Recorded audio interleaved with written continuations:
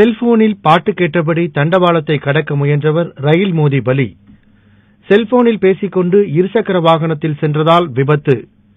Charge போட்டபடி cellphone பேசியதால் phone வெடித்து சிதறல் என தினமும் ஊடகங்களில் செல்போனால் ஏற்படும் விபரீதம் குறித்து செய்திகள் வருகிறது.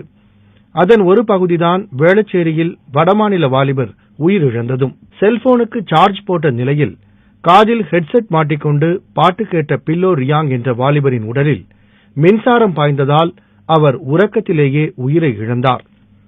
சார்ஜ் போட்டபடி போனை பயன்படுத்துவதால் ஏற்படும் விளைவுகள்தான் என்ன விளக்குகிறார் நரம்பியல் துறை டாக்டர் லட்சுமி நரசிம்மன். இப்போ சார்ஜ் போட்டுக்கிட்டே காதுல இயர்போன்ஸ் வச்சுக்கிட்டு ஒரு பாட்டு கேட்டுட்டே இருக்கும்போது என்ன ஆகும்னா, ஒரு குறிப்பிட்ட லெவல்ல டிஷ்யூ ஹீட் அதிகமாயிட்டே இருக்கும்.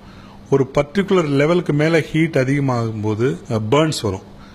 ரெண்டாவது, அதே கரண்ட் இன்னும் கொஞ்சம் அதிகமாச்சுன்னா அங்க இருக்கிற திசுக்கள்லாம் இறந்து போய் அதுல இருந்து ரத்த கசிவோ இல்ல ரத்தத்து மூலமா அந்த கரண்ட் ஸ்ப்ரெட் ஆச்சுன்னா கார்டியக் அரெஸ்டோ இல்ல நரம்புகள்லாம் பாதிச்சு சில சமயம் இந்த கரண்ட் தண்டுவடம் மூளை முதலிய இடத்துக்கெல்லாம் கூட போகலாம். சார்ஜை போட்டுக்கிட்டு பேசுறதோ, சார்ஜை போட்டுட்டு பாட்டு கேட்டுட்டு அதை பத்தி மறந்துடுறதோ, படுக்கைக்கு பக்கத்திலேயே வச்சுட்டு சார்ஜை போட்டுட்டு அதை பத்தி மறந்துடுறதோ, ஈவன் தோ அது மில்லி ஆம்ப்ஸ்ல இருக்கக்கூடிய கரண்டா இருந்தாலும் கரண்ட்டை ஜாகிரதையா ஹேண்டில் பண்ணாதான் உயிரிழப்பெல்லாம் இல்லாம தடுக்கலாம்.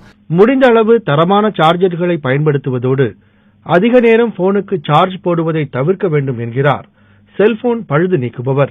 Original battery original charger use பண்ணா கூட அப்படியே சார்ஜர் போட்டுட்டு விட்டுறாதீங்க. கரெக்டா ஒரு 95% மேல எந்த போனுக்கும் சார்ஜர் போடக்கூடாது. அதே மாதிரி ஒரு 20 கீழவும் விடாதீங்க.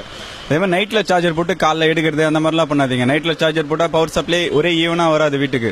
பவர் சப்ளை கொஞ்சம் அதிகமா வந்தாலும் உங்களுக்கு எதுவும் தெரியாது. நீங்க போனை பார்க்க போறது இல்ல. போனை தனியா வச்சு நீங்க மட்டும் தூங்குவீங்க.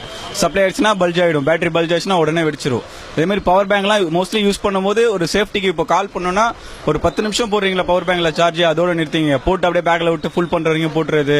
பவர் பேங்க பாக்கெட்ல போட்டுறது, ஜீன்ஸ்ல போட்டு தொட பக்கத்துல டைட்டா வச்சுட்டு போகாதீங்க. அதுல ஹீட் ஒரே ஈவனாலாம் வராது. பவர் பேங்க் பவர் சப்ளை கொஞ்சம் அதிகமா போனா கூட ஓவர் ஹீட் ஆயிடும். எல்லாம் லித்தியம் பேட்டரி. ஹீட் ஆச்சுன்னா என்ன, ஃபர்ஸ்ட் ஹீட் ஆச்சுனாலே பல்ஜ் ஆயிடும். இப்போ வர எல்லா பேட்டரியுமே லித்தியம் பேட்டரி. பழைய பேட்டரிலாம் நார்மல் பேட்டரி. போறதெல்லாம் அப்படி கிடையாது, இன்பில்ட் இல்ல விட்டுட்டோம். அதனால முடிஞ்ச அளவுக்கு சேஃப்டியா யூஸ் பண்ணுங்க. தொழில்நுட்ப வளர்ச்சி ஒரு பக்கம் பிரமிக்க வைத்தாலும் அதனால் ஏற்படும் விளைவுகளை அறியாமல் செய்யும் செயல்கள் பேராபத்தை ஏற்படுத்தும் என்பது அனைவரும் உணர வேண்டும்.